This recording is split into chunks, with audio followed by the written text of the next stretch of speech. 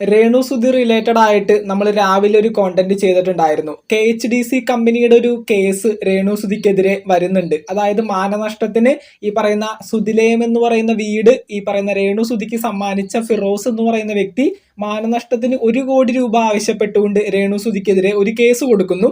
അതുപോലെ തന്നെ big boss season 7 ഈ ഒരു കേസ് ഫയൽ ചെയ്യപ്പെടുകയാണെങ്കിൽ ഈ ഒരു സീസൺ 7 രേണു സുധിയുടെ ഒരു വലിയ മോഹം ബിഗ് ബോസിൽ പങ്കെടുക്കണമെന്ന് പറയുന്ന ആ ഒരു വലിയ മോഹം രേണു സുധിക്ക് സാധിക്കാതെ പോകുന്ന ഒരു സാഹചര്യത്തിലേക്ക് വരെ എത്തുന്നതായിരിക്കും ഈ ഒരു കേസ് അതിന്റെ മൂർധന്യാവസ്ഥയിലേക്ക് എത്തിച്ചേർന്നിട്ടുണ്ടെങ്കിൽ. ഇപ്പൊ നമ്മൾ വന്നിരിക്കുന്നത് മറ്റൊരു വീഡിയോ ആയിട്ടാണ്. ഇപ്പോൾ രേണു സുധിയുടെയും അതുപോലെ തന്നെ നമ്മുടെ ബിഗ് ബോസ് താരമായിട്ടുള്ള ദേവു, ഇവർ രണ്ടുപേരുടെയും ഒരു ഇന്റർവ്യൂ കണ്ടിട്ടുണ്ടായിരുന്നു. അതായത് ദേവുവിന്റെ യൂട്യൂബ് ചാനലിൽ ഒരു ഇന്റർവ്യൂ നമ്മുടെ രേണു സുധി ബന്ധപ്പെട്ടുകൊണ്ട് വന്നിട്ടുണ്ടായിരുന്നു. ആ ഒരു ഇന്റർവ്യൂ ഇപ്പൊ നല്ല രീതിയിൽ തന്നെ സോഷ്യൽ മീഡിയയിൽ ഓടിക്കൊണ്ടിരിക്കുന്നുണ്ട്. മറ്റൊന്നുമല്ല, അതിനകത്ത് രേണു സുധി ഉന്നയിച്ചിരിക്കുന്ന ചില കാര്യങ്ങളും അതുപോലെ തന്നെ ഉപയോഗിച്ചിരിക്കുന്ന ചില വാക്കുകളുമാണ് പ്രശ്നം. അതിനകത്ത് രേണു സുധി എടുത്തു പറയുന്ന ഒരു കാര്യം, ഈ പറയുന്ന രേണു സുധിയും അതുപോലെ തന്നെ സുധിച്ചേട്ടന്റെ സെക്കൻഡ് ഭാര്യയായിട്ടുണ്ടായിരുന്ന വീണ എസ് പിള്ളை, അതായത് വീണ സുധി എന്നറിയപ്പെട്ടിരുന്ന വീണ എസ് പിള്ളை, ഒരു ആക്ട്രസ് ആണ് പുള്ളിക്കാരത്തി. അവരായിട്ടുള്ള റിലേഷൻ ഇങ്ങനെ ദേവു ചോദിക്കുന്ന സമയത്ത് എങ്ങനെയാണ് ഈ പറയുന്ന രേഷ്മ തങ്കച്ചൻ രേണു സുധി എന്ന് പറയുന്ന ആ ഒരു പേരിലേക്ക് മാറിയത് എന്ന് കൃത്യമായിട്ട് ദേവു ആ ഒരു വീഡിയോയിൽ ചോദിക്കുന്നുണ്ട്. ഫസ്റ്റ് ഓഫ് ഓൾ എടുത്തു പറയേണ്ട ഒരു കാര്യം, ദേവുവിന്റെ ആ ഒരു ഇന്റർവ്യൂ ഒരു അടിപൊളി ഇന്റർവ്യൂ ആണ്. ദേവും ഈ പറയുന്ന രേണു സുധിയും തമ്മിൽ കൂട്ടുകാരാണ്. പക്ഷെ ആ ഒരു ഇന്റർവ്യൂവിൽ ചോദിക്കേണ്ട കാര്യങ്ങൾ വളരെ കൃത്യമായിട്ട് ദേവു എടുത്തു ചോദിച്ചിട്ടുണ്ട്.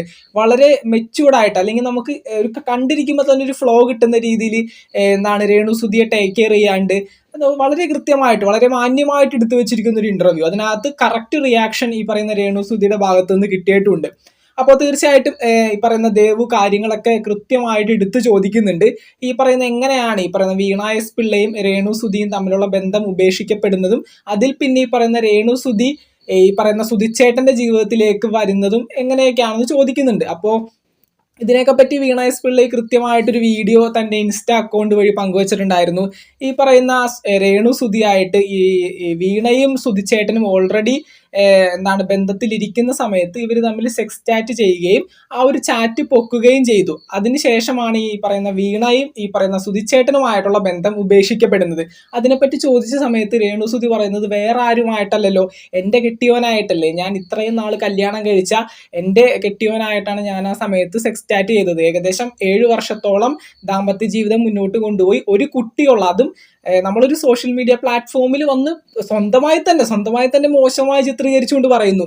ഈ പറയുന്ന സുധിച്ചേട്ടൻ്റെ ഒപ്പം കിടന്നുണ്ടാക്കിയ ഒരു കുട്ടിയാണ് ഉണ്ട് എനിക്ക്, സുധിച്ചേട്ടൻ്റെ ഒപ്പം ഞാൻ കിടന്നുണ്ടാക്കിയ കുട്ടി എന്നൊക്കെ പറഞ്ഞുകൊണ്ട്, അതായത് ഇത് ഋത്തപ്പനെയാണ് ഉദ്ദേശിക്കുന്നത്. ഋത്തപ്പൻ ഞാനും സുധിച്ചേട്ടനും കൂടി ഒന്നിച്ച് കിടന്നുണ്ടാക്കിയ കുട്ടി, അങ്ങനെയുള്ള രീതിയിലൊക്കെയാണ് ഈ പറയുന്ന രേണു സുധി സംസാരിക്കുന്നത്. അത്തരത്തിലുള്ള ഒരു കുട്ടിയുണ്ട് എനിക്ക്, എൻ്റെ അടുത്ത് മാരേജ് സർട്ടിഫിക്കറ്റ് ഉണ്ട്, എൻ്റെ ഭർത്താവിനോടല്ല ഞാൻ ചാറ്റ് ചെയ്തത്. പക്ഷേ ദേവു കൃത്യമായിട്ട് പോയിന്റ് ഔട്ട് ചെയ്ത് എല്ലാ കാര്യങ്ങളും പറയുന്നുണ്ട്. ഈ പറയുന്ന വീണ എസ് പിള്ളയും ഈ പറയുന്ന സുധിച്ചേട്ടനും തമ്മിൽ ഒരു മാരേജ് റിലേഷൻ മുന്നോട്ട് പോകുന്ന സമയത്താണ് ഇത്തരത്തിലുള്ളൊരു സെക്സ് ചാറ്റ് ഈ പറയുന്ന രേണു സുധിയുടെയും തമ്മിൽ പിടിച്ചിരിക്കുന്നത്. അപ്പോൾ അത്തരത്തിലാണ് ഈ പറയുന്ന വീണയും സുധിയുമായിട്ടുള്ള ബന്ധം ഉപേക്ഷിക്കപ്പെട്ടിരിക്കുന്നത്.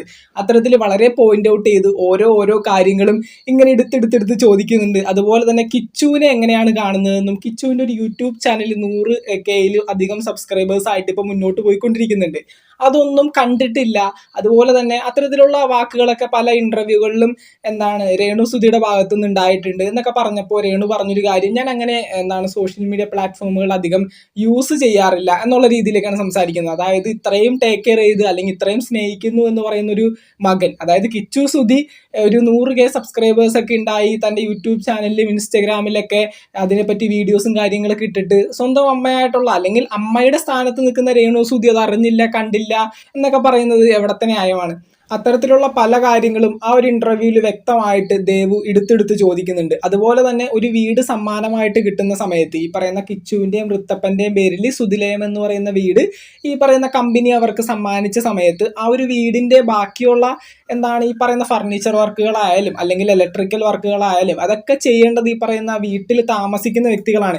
ഇതിനൊക്കെ കൂടിപ്പോയി കഴിഞ്ഞാൽ എത്ര രൂപ വരും? അതുപോലെ തന്നെ വീടിനകത്തേക്ക് വെള്ളം വരുന്നതിന് ഷീറ്റ് ഇടാനായിട്ട് കൂടിപ്പോയി കഴിഞ്ഞാൽ എത്ര രൂപ വരും? 1000 1500 കൂടിപ്പോയി കഴിഞ്ഞാൽ 5000 രൂപയിൽ താഴെ വരും. അതൊക്കെ രേണുസുധിക്ക് അഫോർഡബിൾ ആയിട്ട് ചെയ്യാൻ പറ്റുന്ന കേസുകളൊക്കെയാണ്. അതിനൊക്കെ പിന്നെയും ഈ പറയുന്ന ഫിറോസ് എന്ന് പറയുന്ന വ്യക്തിയെയും ആ ഒരു സംഘടനയെയും വീണ്ടും സമീപിക്കുന്നതും അവരെ വീണ്ടും ഈ ഒരു കേസിൽ ഭയങ്കരമായിട്ട് ബുദ്ധിമുട്ടിക്കുന്നതും ഒക്കെ വളരെ മോശമായ ഒരു കാര്യം തന്നെയാണ്. അതൊക്കെ രേണുവിന് തന്നെ ചെയ്തുകൂടെ എന്ന് ചോദിക്കുന്ന സമയത്താണ് രേണു ഉത്തരത്തിലൊക്കെ ഞങ്ങളുടെ സാമ്പത്തിക ശേഷി, അതായത് സുധിച്ചേട്ടൻ ഒരുപാട് കോടികൾ സമ്പാദിച്ച് ഇട്ടിട്ട് പോയിട്ടുള്ള വ്യക്തികളൊന്നുമല്ല.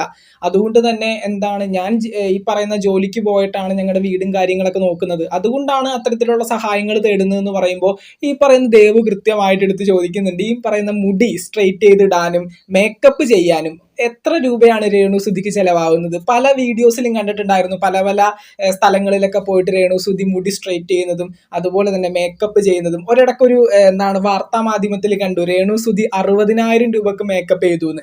അത്തരത്തിലുള്ള കാര്യങ്ങളൊക്കെ ചെയ്യുന്ന വ്യക്തിക്ക് തന്റെ വീട്ടിലേക്ക് വെള്ളം കയറുന്നതിന് ഒരു 12,500 രൂപ മുടക്കി ഒരു ഷീറ്റ് അടിക്കുന്നതിന് എന്താ പ്രശ്നം? അതുപോലെ തന്നെ രേണുസുധിക്ക് ഈ പറയുന്ന സുധിച്ചേട്ടനായിട്ട് ഈ വീണയുടെ കേസ് വന്ന സമയത്ത് ഇവർ തമ്മിൽ ഒഫീഷ്യലി കെട്ടിയിട്ടില്ല. രേണുസുധി ഒഫീഷ്യൽ ആയിട്ടുള്ള ഒരു ഭാര്യയല്ല സുധിച്ചേട്ടന്റെ. അത്തരത്തിലൊക്കെ പല വീഡിയോസും കാര്യങ്ങളും വന്നപ്പോൾ സോഷ്യൽ മീഡിയ പ്ലാറ്റ്ഫോമുകളിൽ വന്ന് ജസ്റ്റ് തന്റെ കാര്യം പറഞ്ഞു മനസ്സിലാക്കേണ്ടതിന് പകരം മാരേജ് സർട്ടിഫിക്കറ്റും കാര്യങ്ങളൊക്കെ എടുത്തുകൊണ്ട് വന്ന് ആവശ്യമില്ലാത്ത സ്ഥലങ്ങളിൽ വെറുതെ ഇങ്ങനെയിട്ട് കാണിക്കുന്ന സമയത്ത് സ്വന്തമായി തന്നെ ഒരു കോൺഫിഡൻസ് ഇല്ലായ്മ അതിലൂടെ രേണുസുധി കാണിക്കുന്നില്ല എന്നൊക്കെ വളരെ വ്യക്തമായിട്ട് രേണുസുധിയോട് ആ ഒരു ഇന്റർവ്യൂവിൽ ചോദിക്കുന്നുണ്ട്.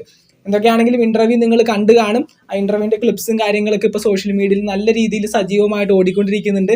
പല കണ്ടന്റ് ക്രിയേറ്റേഴ്സും ഇതൊക്കെ എടുത്ത് റിവ്യൂ ചെയ്യുന്നുണ്ട്. ട്രോളുകൾ വരുന്നുണ്ട്. കാരണം ട്രോള് വരാനുള്ള കാര്യം കൃത്യമായിട്ട് രേണു ഇതിൽ പറയുന്നുണ്ട്. സുധിച്ചേട്ടൻ്റെ ഒപ്പം കിടന്നുണ്ടാക്കിയ ഒരു കുട്ടിയുണ്ട് എൻ്റെ കയ്യിൽ, അതുപോലെ തന്നെ സെക്സ് ചാറ്റ്, ഇത്തരത്തിലുള്ള കാര്യങ്ങളൊക്കെ പറയുമ്പോൾ തീർച്ചയായിട്ടും ഈ പറയുന്ന വീണയുടെ ഭാഗത്ത് നമുക്ക് തെറ്റു പറയാൻ സാധിക്കില്ല. കാരണം ഒരു ഭാര്യയും ഭർത്താവിനും ഇടയിൽ തൻ്റെ ഭർത്താവ് മറ്റൊരു സ്ത്രീയുമായിട്ട് സെക്സ് ചാറ്റ് ചെയ്യുന്നു എന്ന് പറയുമ്പോൾ തീർച്ചയായിട്ടും ഉൾക്കൊള്ളാനായിട്ട് സാധിക്കില്ല. പക്ഷേ ഇത് രേണുസുധി ന്യായീകരിക്കുന്നത് എൻ്റെ ഭർത്താവ്, ഞാൻ 7 കൊല്ലമായിട്ട് കല്യാണം കഴിച്ച് കൂടെ കിടന്ന് ഒരു കുട്ടി ഉണ്ടായിട്ടുള്ള സുധിച്ചേട്ടനാണ് ചാറ്റ് ചെയ്തത്, സുധിച്ചേട്ടനായിട്ടല്ല, അതുകൊണ്ട് കുഴപ്പമില്ലെന്ന്. പക്ഷേ ആ ഒരു പെർട്ടിക്കുലർ ടൈമിൽ ഈ പറയുന്ന വീണ എസ് പിള്ളയുടെ ഭർത്താവായിരുന്നു ഈ പറയുന്ന സുധി.